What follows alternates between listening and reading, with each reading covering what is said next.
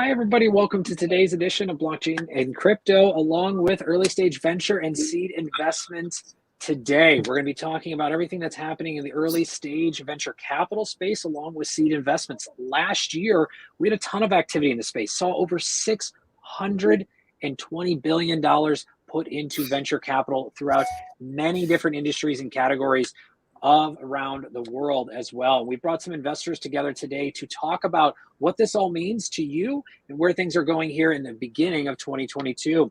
Before we get started, big thank you to the Token team and to Hasmic for making today's episode possible. That being said, I'm your host, Kyle Ellicott. Let's go ahead and jump into introductions. Andy, welcome to the show. A little intro and background for everybody, please. Yeah, great to meet you. Thanks for having me. My name's Andy Lowe, founder of ADAP. We invest and support early stage social entrepreneurs that are having an impact on extreme poverty internationally. We invest early and we try and build out the companies and hopefully lead them to have exits. We currently have just closed our final round for our Fund 2, which has 12 businesses in. That's part of our 23 businesses in total. And we're looking to deploy capital in another 8 businesses in the upcoming months. So thanks for having me. Looking forward to a great discussion. Wonderful. Thank you as well. Raghu. Hi, Kyle. Nice to be back and nice to see some familiar faces. I'm Raghu Rao from Princeton, New Jersey. I'm an angel investor as well as institutional investor through the Ascendo Emerging Asia Fund. And I'm also a strategic advisor. Look forward to the discussion. Wonderful. Thank you, Raghu. Alpesh, welcome back as well. Hi. Hello. Happy New Year, everybody. I'm Alpesh Doshi. I've been in building ventures for the last 20 plus years in tech and blockchain. And yeah, hello. Awesome. And Gary, last but not least, a little intro and background for her. Yeah, great to be here. My name is Gary Fowler. I'm a serial entrepreneur and investor. I've been involved in 17 startups and 2 unicorns. I was on the original management team at Click Software, which was sold to Salesforce for $1.35 billion, and also Eva.ai, an AI HR tech company. I'm the CEO, president, co-founder of GSD Get Shit Done Venture Studios. We're a premier AI and quantum venture studio located in Palo Alto, California. And again, it's great to see some familiar and smiling faces. Thanks, Kyle. That it is. So, gentlemen, let's talk a little bit about the early stage venture capital space. As I mentioned in the opening today, we saw over $620 billion put to work from a venture capital perspective in 2021. Some of that went into early stage, some went into late stage, some went in between. But what are we looking at here going forward in 2022 in your predictions? As we're just kicking off the year, we already have a ton of fundraising events that have happened here in the first 2 weeks of the year. But where do you think we go from here? Andy? Yeah, I think it's going to be an interesting year, especially kind of in the sector that we're working in, being international, where we're still seeing lots of the consequences of COVID. I think those that are set up to have managed the COVID storm over the last year will do much better over the next 6 months. Being able to work things still virtually, international travel still challenging. I just spoke to an entrepreneur this morning who has had to leave his wife behind because she tested positive, and he managed to have his negative test for the first time in 2 weeks. So there's all sorts of challenges that I think are still going to be there for COVID, but with that comes great opportunities. And we're seeing some great businesses that are back on the fundraising circuit. We're seeing some great opportunities for real growth, and those that have been able to nimbly adjust to the challenges over the last couple of years are going to be the winners. So we see great opportunities, and we see it being honest and reflective of kind of the current circumstances. And Andy, in terms of those great opportunities and areas of excitement that you see maybe thriving this year, what are some of those categories or what some of those industries that you're seeing right now? Yeah, so for us, we're investing across different sectors. That's intentional. We're trying to be inclusive. It's somewhat ironic that I'm on a panel with all men. We have a very inclusive approach to our portfolio. 91% of our founders are people of color, 70% of them are women. And so we're seeing those that are kind of off the beaten track, that are off the radar, as being the greatest opportunities. And those that do have, obviously, the core business needs, but also having an impact on extreme poverty are the ones that are going to be growing for us most over the next year. So we're investing across sectors. We've got a number in education. We've got a lot in agriculture. And we've obviously seen a number that are growing in health with the current challenges. And speaking of health, Raghu, I want to come to you next. Areas of interest you're seeing around 2022, but also between health and security. Where are you seeing some of the opportunity looking forward in the year ahead? I think the at least for the first 2 quarters, I think the current trend will continue in terms of the volume and size of investments, if anything, increase. And I see healthcare, obviously the pandemic, the morphing into different variants is still going forward. Still, I think the main sector, while the other things are kind of going to continue. Cybersecurity, as you know, is a existential problem, which is become a worldwide issue for everything: the small, mid-sized, large businesses, governments, everybody. So there's a huge amount. As you know, cybersecurity was one of the top sectors last year, will continue to be. I think the diagnostic area in healthcare is number one, and then I guess these other areas like obviously therapeutics for cancer, and some of Alzheimer's has got a lot of interest right now. Especially Bill Gates has a 100 million venture fund just for Alzheimer's. So these are some sectors where I see movement, and also geographically, I personally know about India and the UAE. I just got back from the UAE. I think both are very strong right now. The valuations are pretty high as well, but a lot of activity and a lot of money pouring in. Yeah, so money aside, Raghu, I want to come back to India and the UAE. What industries are you seeing really start to take off? I know there's been a lot of activity, more than ever in India over 2021. We saw a lot of great companies coming from the region and also just surrounding it as well. So what are you particularly seeing, or what did you see on your recent trips in both there and in UAE? Fintech, health tech are pretty hot. I think fintech is where I think there's a lot of action happening. From just e-commerce retail now, fintech includes deep tech applications in fintech, AI, ML type of applications. Other area is content services, including like localization of things like Alexa type, voice AI, those type of applications. I see a lot happening. Healthcare, fitness, and healthcare as well in terms of wellness. All right, Alpesh, same question to you. Looking forward to the year in front of us. What is getting you excited? I mean, the sectors that I'm seeing, all the tech sectors are growing. I mean, that's the primary theme for me that I see, which is still continuing over many years, is which is what Gary, I'm sure, knows, is data and AI and digital businesses from traditional sectors and migrating and transforming. That's just the underlying theme I'm seeing in every sector. And one of the key areas that I'm seeing massive growth in, on the basis of things like COP26 and the sort of the elevation of net zero after COP26, is in sustainability. Massive growth in terms of number of companies being funded across the whole sector, across the whole category, whether it's sustainable farming, or it's tech and data, or it's electricity and energy. I'm seeing growth in all of those areas. The underlying infrastructure play. So because I'm in tech, I see loads of new data companies. So just as an example, observability is an area which is growing, and there are about 2 or 3. There are probably a couple of reasonably sized, well-funded ventures in the last year that have got some more funding. But again, it's still an early area, and that's huge growth opportunity as well. So that, and there's more, but that's sort of the areas that I know that I'm involved in. Gary, coming down to you, following the same theme here, what are you looking towards for 2022? And as Alpesh mentioned, data is definitely a big area. Oh, Gary, it looks like we might have you on mute there. A little technical difficulty on our side.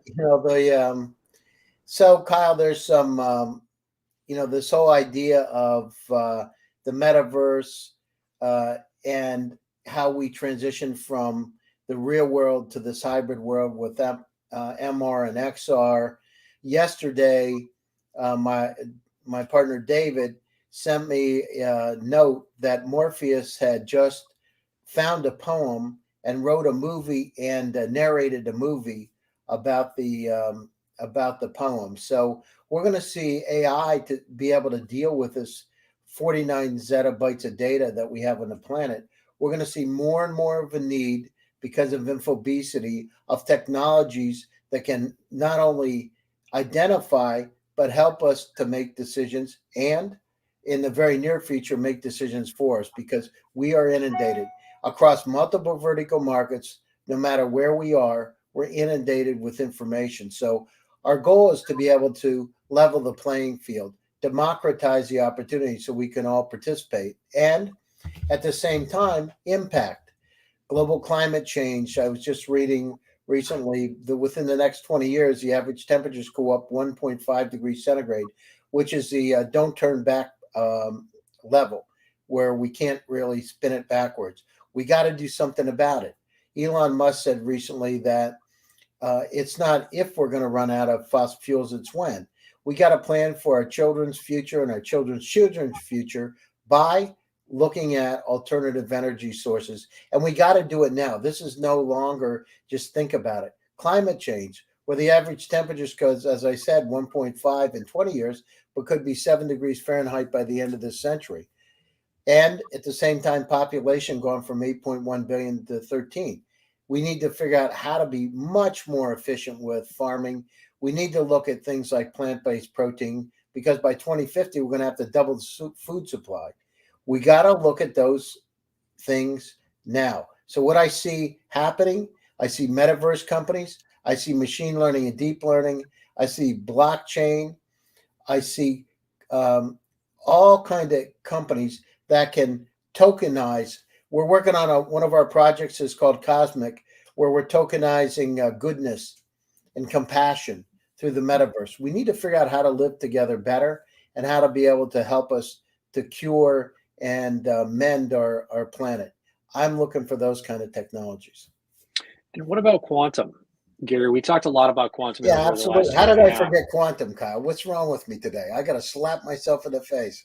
It's all right. It's the beginning of the year. Because what's going to happen with quantum? What's going to happen with quantum for the next year? So this morning I was on with a group out of Germany on the quantum side. We're going to see quantum, as was done during the pandemic, to be able to help with AI and drug discovery. So quantum computers were used. We're going to see more wider applications going to be coming out of the universities. We're going to see richer investments in that area, and we're going to start to really define an entire market.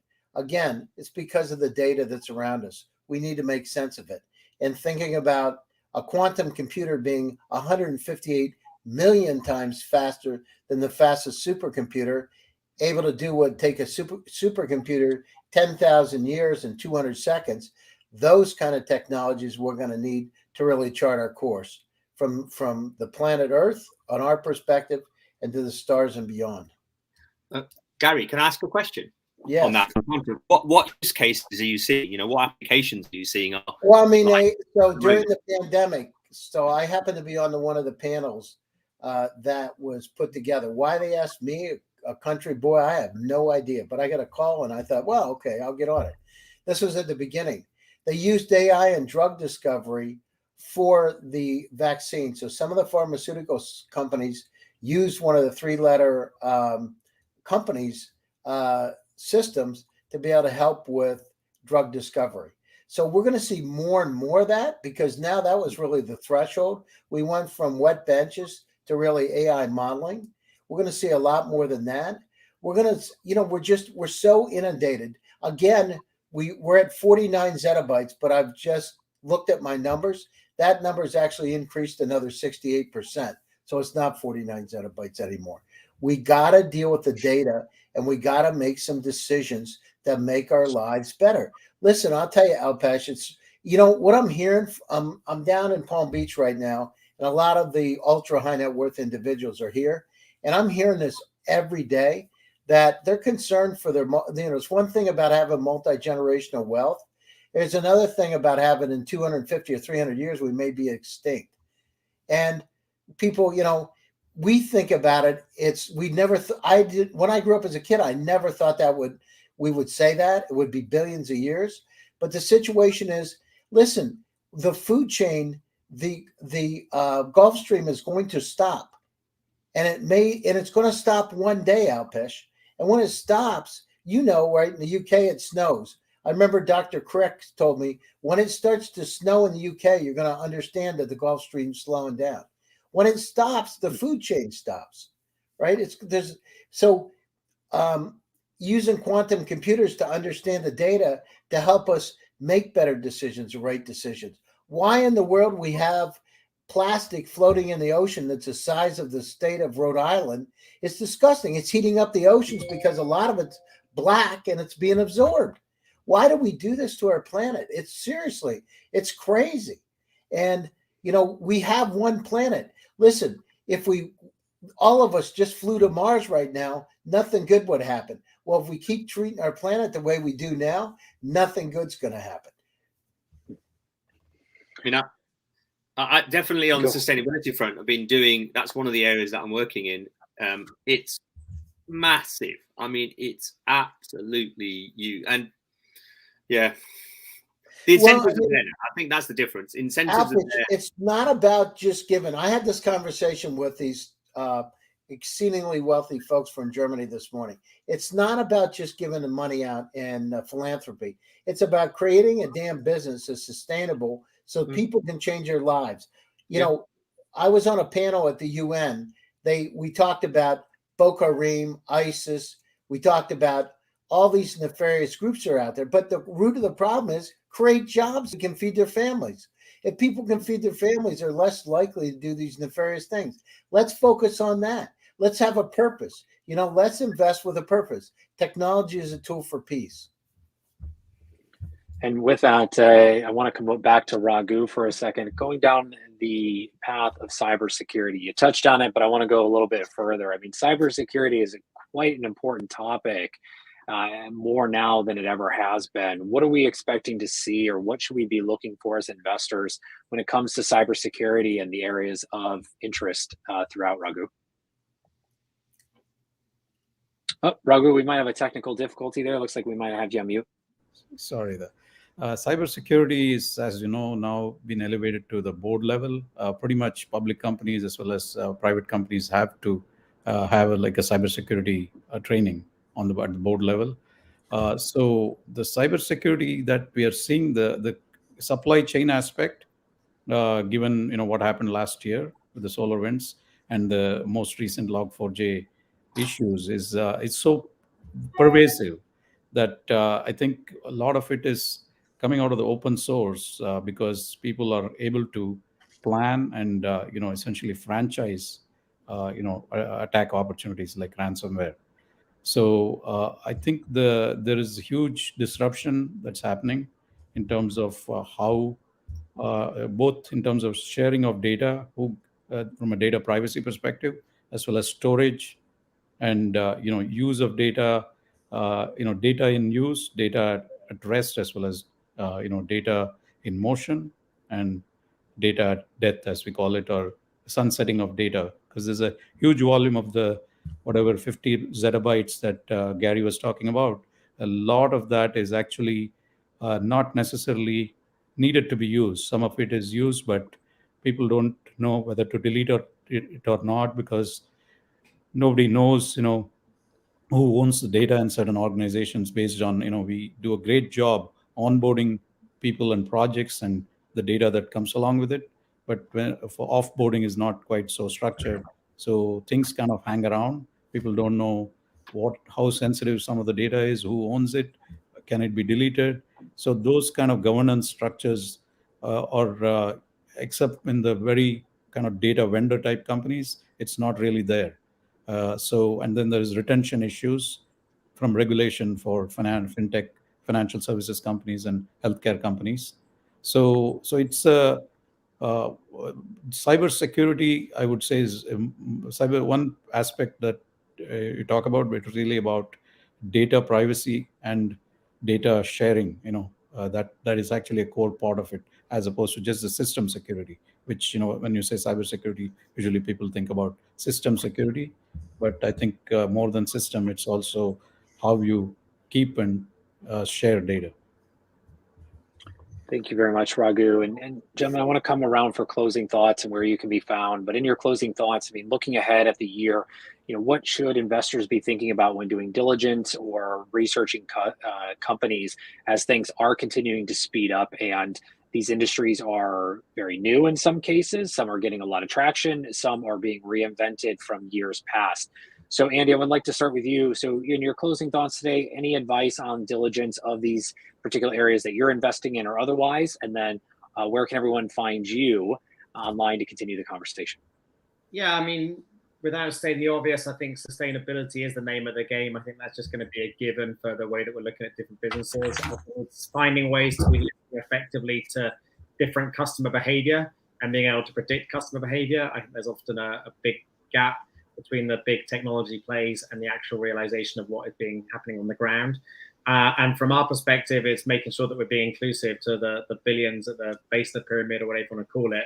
There's an awful lot of customers out there that are not being adequately met with the different technology plays that are available. So I think COVID has exposed that and shown that to be the case. And I think finding those that are entrepreneurial and creative, innovative, and actually able to implement by working with the most marginalized is the name of the game for us. So we're on adapcapital.com is the website. We're going to be trying to be hosting more regularly. Sign up for the emails and the newsletters. We'll be sharing some more opinions. And as we build out the rest of the portfolio over the next few months, we'll be sharing more about the upcoming deals that are being inclusive and working with those that are most marginalized. Wonderful. Thank you, Andy. Raghu, back to you. Closing thoughts. Where can you be found? Yeah, I'm on LinkedIn at Raghu S. Rao. I look at companies that are, I would say, 3Ds: deep tech, de-risked, and decentralized. Because of the way things are, you don't want a honeypot and all the stuff in one place.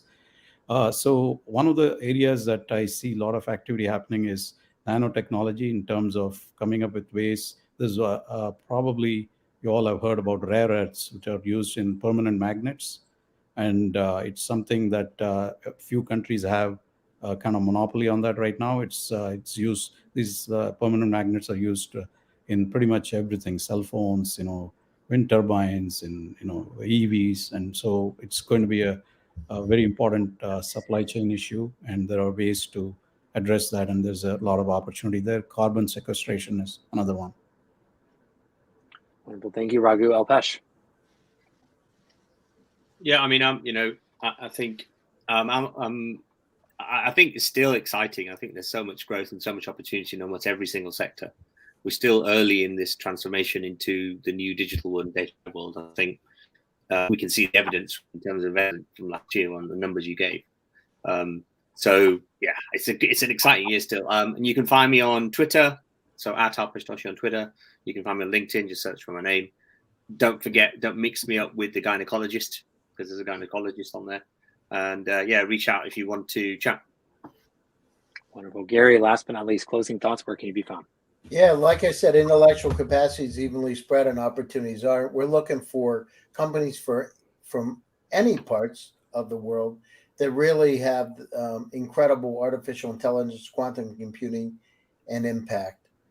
We're in 43 countries today. Reach out to me, Gary Fowler, on LinkedIn or Twitter, and check out my shows, including VCTV, The Founders Report. Thanks, Kyle. Wonderful. Thank you all very much for sharing your thoughts and insights today on where things are currently and where things are going around early stage and seed investments as well. To our audience, thank you so much for tuning in. If you haven't done so already, please like, share, and subscribe on today's episode, and reach out to each and every one of our investors, myself included. We'd all love to hear from you. Remember to add context, where you heard us, where you met us, and what you would like to continue the conversation about. Until tomorrow, everyone have a wonderful day. Big thank you to the LaToken team and to Hasmic for making today's episode possible. I'm your host, Kyle Elka. We'll see you soon. Take care, everybody.